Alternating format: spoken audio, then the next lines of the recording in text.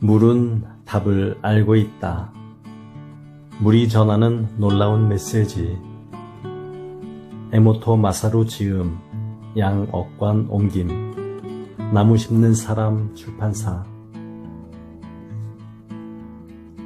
머릿말. 물을 얼려서 결정사진을 찍는 새로운 방법으로 물을 연구한 지도 8년이나 되었습니다. 그 전까지는 파동 측정으로 물을 연구하고 있었는데 결정이라는 새로운 얼굴을 대한 이후로 참으로 다양한 물의 표정을 보게 되었습니다. 물의 결정사진은 우리에게 많은 메시지를 보냅니다. 수돗물과는 달리 멋진 결정을 보여주는 자연수, 좋은 음악을 들려주었을 때 그려내는 참으로 아름다운 결정, 그리고 물을 향해 고맙습니다 라는 말을 보여주었을 때와 망할 놈이라는 욕을 보여주었을 때 나타나는 선명한 대비, 그것은 우리 인간이 어떻게 살아야 하는지를 가르쳐 줍니다. 1999년 6월에 나는 그런 사진들을 모아 사진집 물의 메시지를 간행했습니다. 자그마한 출판사에서 나온 이 사진집은 일반 서점에서는 진열되지 않은 채 판매되었지만 입소문으로 퍼져나가 베스트셀러가 되었습니다. 책을 널리 소개해 주신 분들께 감사드립니다. 그리고 이 책을 세계 여러 나라 사람들에게 보여줄 생각으로 모든 설명문을 영역하여 다시 간행하였습니다. 그 결과 나는 스위스를 중심으로 유럽 여러 나라에서 강연할 기회를 가졌습니다. 물의 결정사진과 그것이 던져주는 메시지는 참으로 이 시대에 필요한 내용이었던 듯 많은 사람의 공감을 불러일으켰습니다. 그런 의미에서 내가 이 일을 시작하게 된 것에 대해 신에게 감사드릴 따름입니다. 이 책의 주인공은 물입니다. 물을 알면 알수록 신의 존재를 부정할 수 없게 됩니다. 당신은 신을 믿으시는지요? 이 책에 실린 결정사진을 보면서 신에 대해 한번 생각해 보지 않으시겠습니까? 이 책에서 나는 물이 가르쳐준 신비와 내 마음속에 새겨두었던 많은 것들을 드러내고 싶었습니다. 원고를 다 쓰고 다시 읽어보고 있는 지금 나름대로 만족하고 있습니다. 과거 10여 년에 걸쳐 공부해온 파동론에 대해서도 소개할 수 있었고 지금까지 연구하고 체험한 나의 인간관 그리고 우주론도 표현해 보았습니다. 독자 여러분의 의견을 듣고 싶습니다.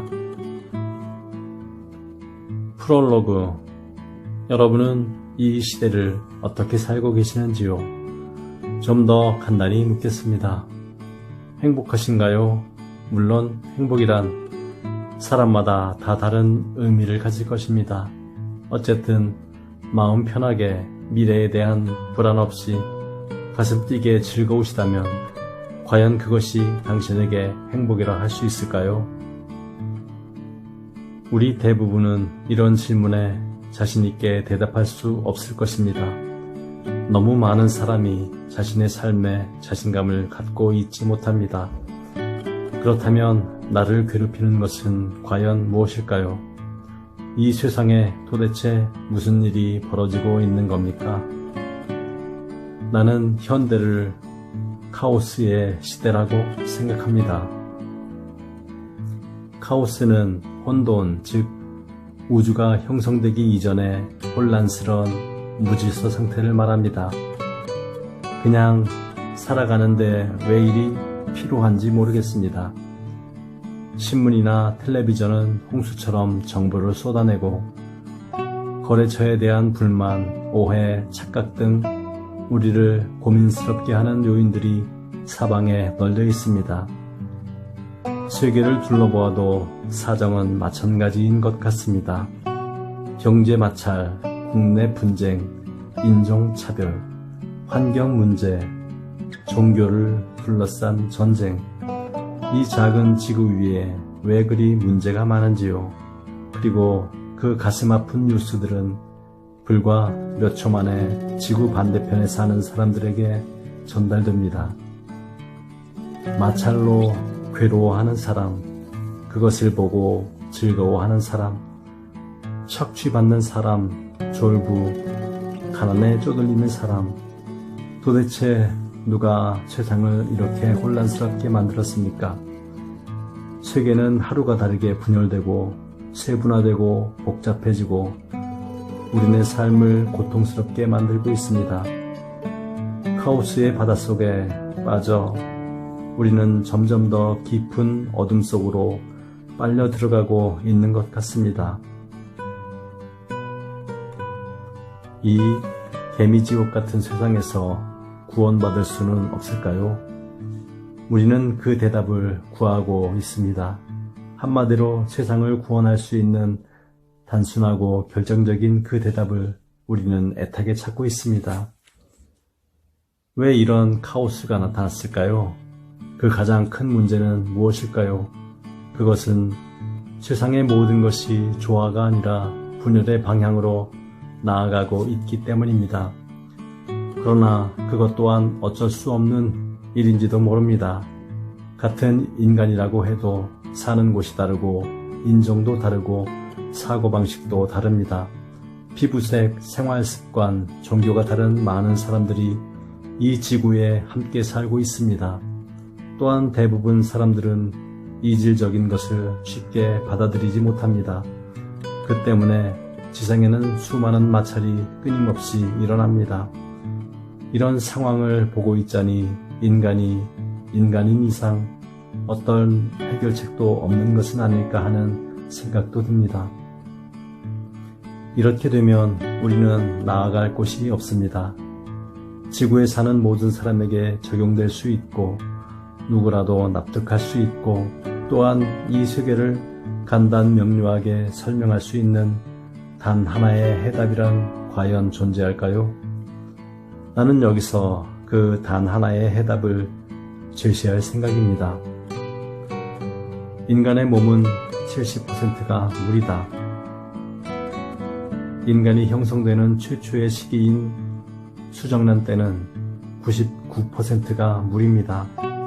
막 태어났을 때는 90%, 완전히 성장하면 70%, 죽을 때는 약 50% 정도가 됩니다.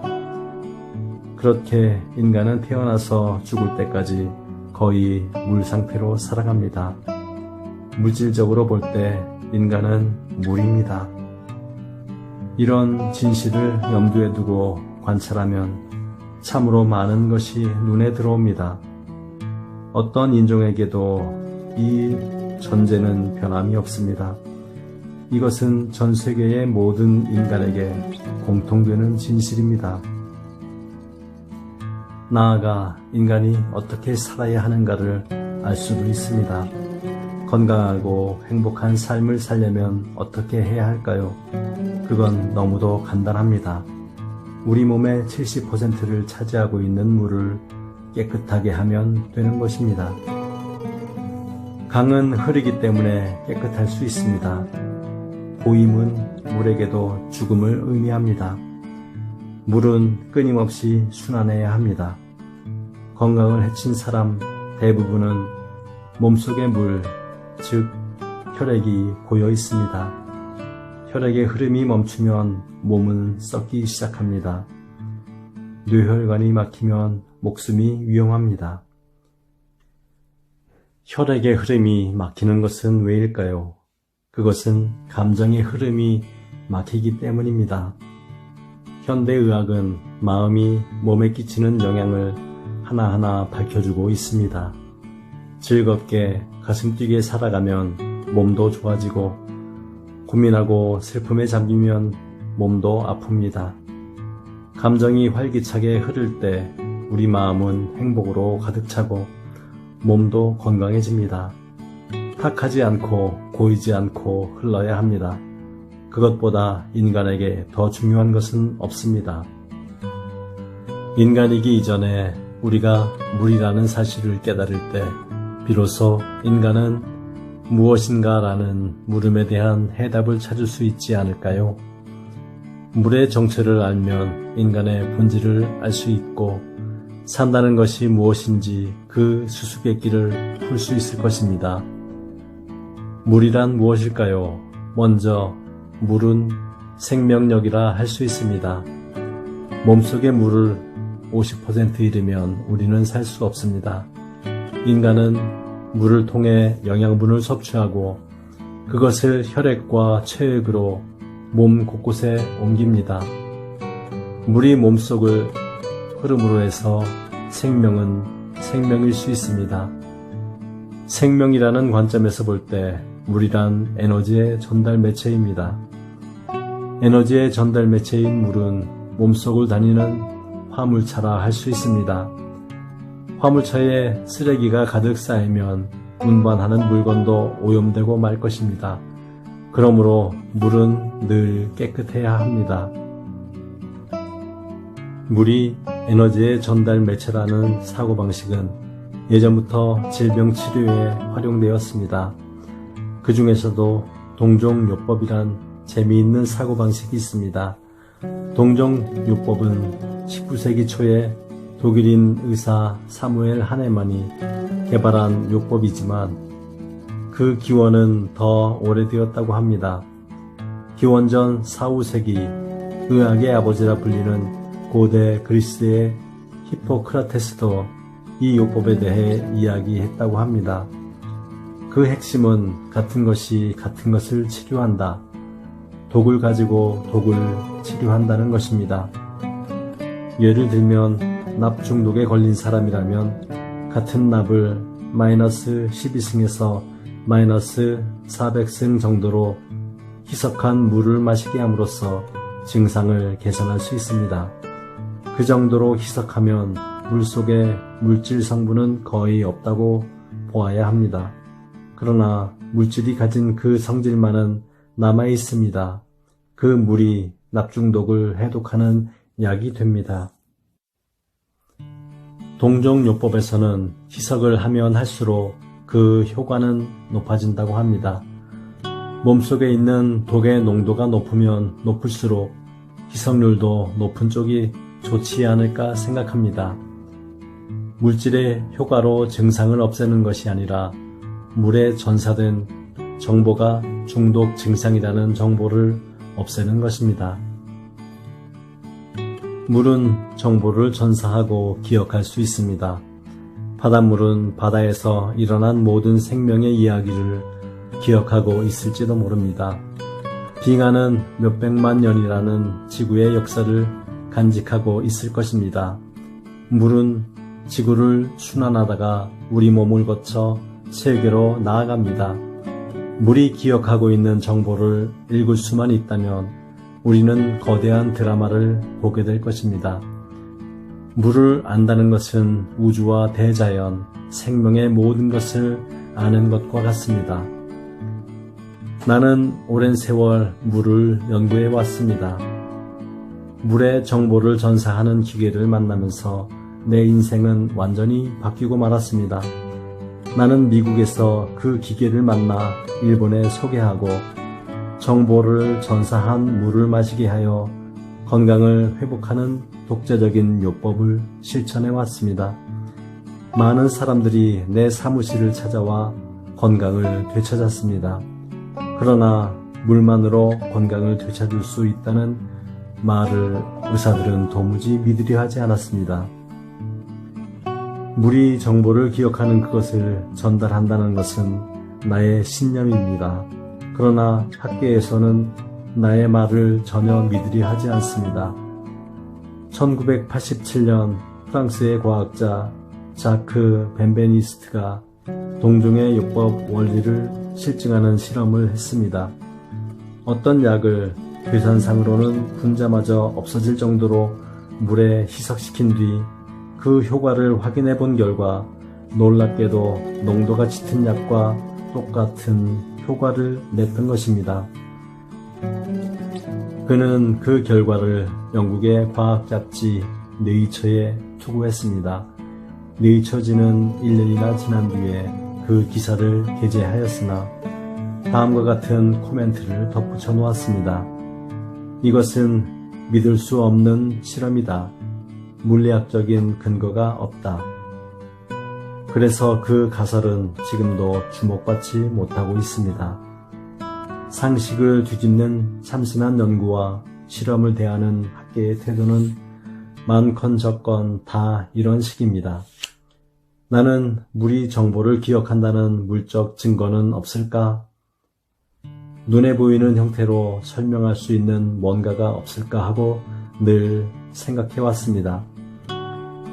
그렇게 안테나를 사방으로 돌리다가 평소에는 그냥 지나치고 말던 사소한 데서 귀중한 힌트를 얻었습니다. 어느 날 우연히 책장을 넘기는데 이런 문장이 내 눈을 세차게 찔렀던 것입니다. 눈 결정은 하나하나가 모두 다르다. 그것은 어린 시절 학교에서 배우는 사소한 과학 지식에 지나지 않습니다.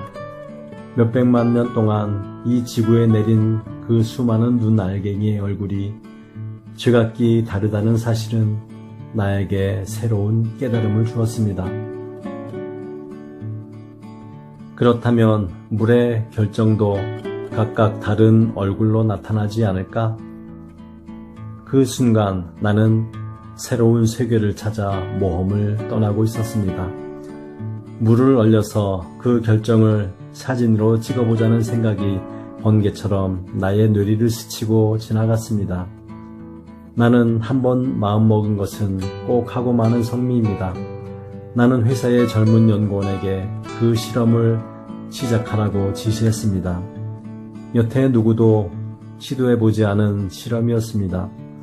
잘 되리라는 보장도 없었습니다. 그러나 나는 뭔지 모를 확신에 가득 차 있었습니다. 이 가설은 분명 타당하다. 그러므로 실험도 잘 될 것이다. 그런 강렬한 예감에 사로잡혔습니다. 뭐든 금방 실증내버리는 내가 희한하게도 그 실험에 대해서만은 강한 집념을 보였던 것입니다. 나는 고성능 현미경을 빌려 일반 냉장고에서 물을 얼려 실험에 들어갔습니다. 얼마 동안은 도저히 물의 결정을 포착할 수 없었습니다. 나는 매일 연구원을 불러 대화를 나누면서 희망을 잃지 않도록 격려를 했습니다. 일단 시작한 일이니 힘닿는 데까지 해보자고 말입니다. 실험을 시작한 지 2달, 한 장의 사진을 겨우 얻을 수 있었습니다. 물은 깨끗한 육각형 결정으로 모습을 드러냈습니다. 흥분하여 내게 달려온 그 연구원을 보는 순간 내 가슴은 불이 붙은 듯 뜨거워졌습니다. 지금은 실험용 대형 냉장고를 설치하고 늘 영하 5도씨를 유지하면서 관측하고 있는데 이런 설비를 갖추게 된 것도 그 한 장의 사진 때문입니다. 돌이켜보면 그런 열악한 환경에서 어떻게 그런 사진이 나올 수 있었는지 진심으로 확신한 일은 늘 잘 되는 법입니다. 모든 것은 인간의 의식이 만들어낸다. 이미지가 세계를 만들어낸다는 진리를 새삼 깨닫게 되었습니다. 그때부터 찍기 시작한 물의 얼음 결정 사진은 이 세상의 모습을 힘찬 언어로 말해주는 것이었습니다. 거기에는 심오한 철학이 있었습니다. 결정은 온도가 올라가면서 물이 녹기 시작하는 수십 초 사이에 결정됩니다. 그 짧은 순간에 우주의 진리는 눈에 보이는 형태로 나타났다가 금방 사라집니다. 그야말로 환상의 세계를 잠깐 드러내는 것이지요. 물의 결정 사진을 찍기 위해 내가 실천한 구체적인 방법은 이렇습니다. 물을 한 종류씩 50개의 샬레에 떨어뜨립니다. 가로 열고 처음 수년간은 100개의 샬레를 사용, 가로 닫고 그것을 영하 20도 이하의 냉장고에 넣어 3시간 정도 얼립니다. 그러면 표면 장력으로 둥글게 부풀어 오른 물의 입자가 나타납니다. 직경 1mm 정도의 작은 입자입니다. 그것을 하나씩 현미경으로 관찰합니다. 물론 50개의 샬레 전분과 똑같은 결정을 보이는 것은 아닙니다. 결정이 전혀 나타나지 않는 것도 있습니다. 이러한 결정의 형태를 통계하여 그래프로 그려보면 서로 비슷한 결정을 나타내는 물과 전혀 결정을 나타내지 않는 물, 또는 찌그러진 결정을 나타내는 물 등 정말 다양한 모습을 보여줍니다. 우선 나는 수돗물을 비교해 보기로 하였습니다. 도쿄의 수돗물은 전멸이었습니다. 깨끗한 결정을 찾아볼 수 없었습니다. 일본은 염소로 수돗물을 소독합니다. 염소 소독은 자연의 물이 가지고 있는 아름다운 결정 구조를 철저히 파괴해 버립니다. 그에 반해 자연수는 어느 곳의 물이라도 아름다운 결정으로 나타납니다. 용천수, 지하수, 빙하, 강, 상류, 가로 열고 생활 폐수가 섞인 하류에서는 깨끗한 결정을 찾아볼 수 없었습니다. 가로 닫고 세계의 어느 지역을 가든 위대한 자연의 원리에 따른 물은 늘 깨끗한 결정으로 나타났습니다. 얼마 후 물의 결정 사진을 찍던 연구원이 엉뚱한 말을 하는 것이었습니다. 물에 음악을 들려준 다음 결정을 찍어보자고. 그도 사진을 찍는 사이에 물에 흠뻑 빠져들었던 것입니다. 음악을 들려주면 그 진동이 전달될 터이니 물의 성질이 변할 수도 있을 것 같았습니다. 나도 어릴 적에는 성악가가 되려는 꿈을 가진 적도 있고 해서 그 독특한 실험 제안에 무조건 찬성했습니다.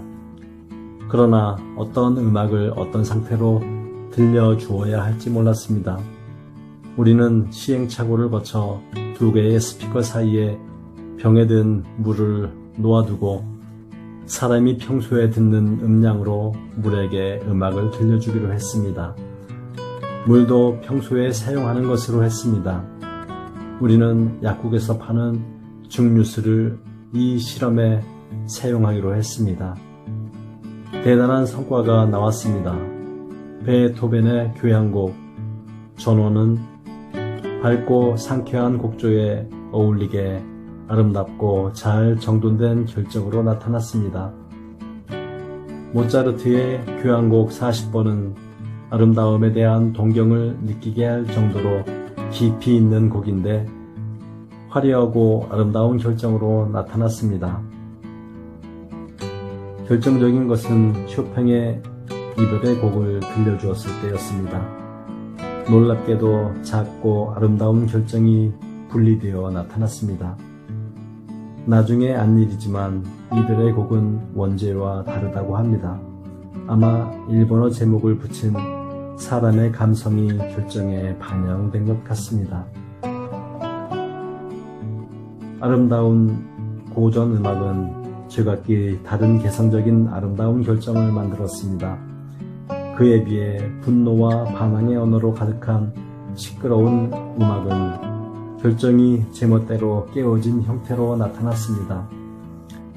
한 걸음 더 나아가 물에 글을 보여주기로 하였습니다. 유리병에 물을 넣고 글을 적은 종이를 물 쪽으로 붙였습니다. 고맙습니다 라는 글을 붙인 물과 망할 놈이라는 글을 붙인 물은 어떻게 다른 결정을 보여줄 것인가 하고 말입니다.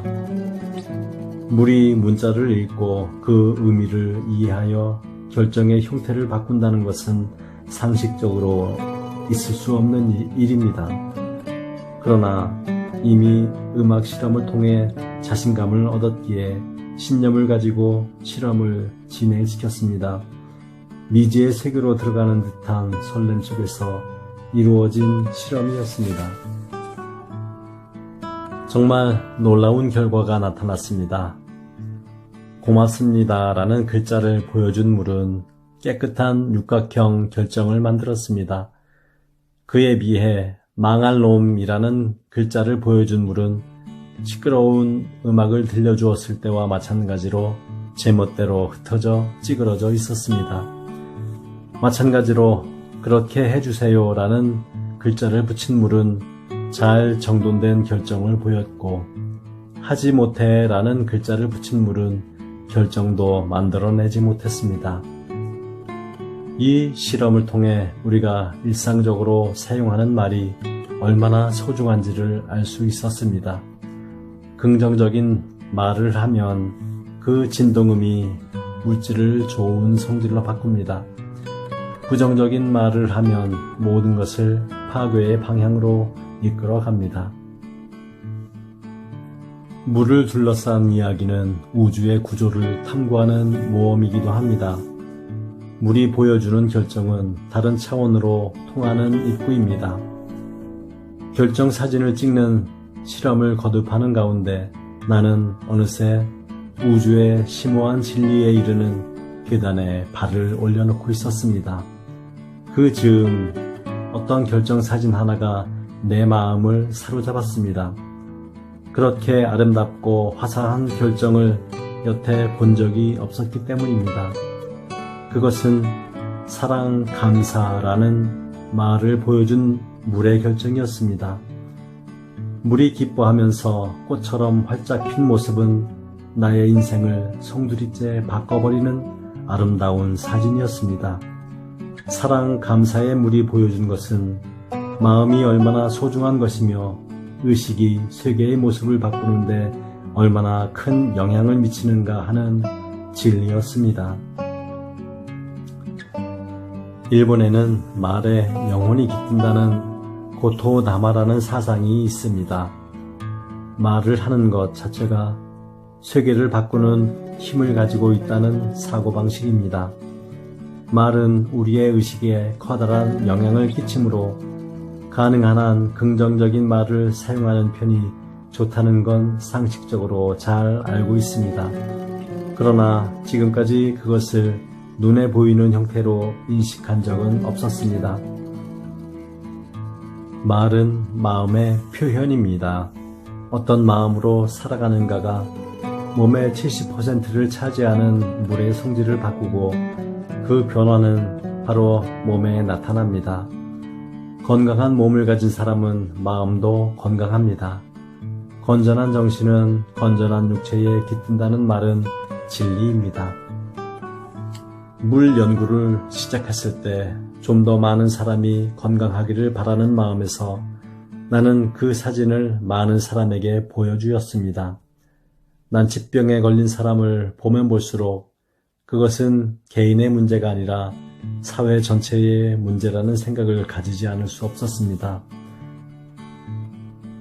뒤틀려 있는 이 세계를 변화시키지 않으면 몸이 아픈 사람을 줄일 수도 없고 마음의 병을 가진 사람도 줄일 수 없다는 확신을 가지게 되었습니다.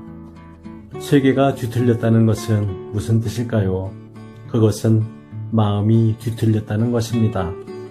마음의 뒤틀림은 우주 전체에 영향을 끼칩니다.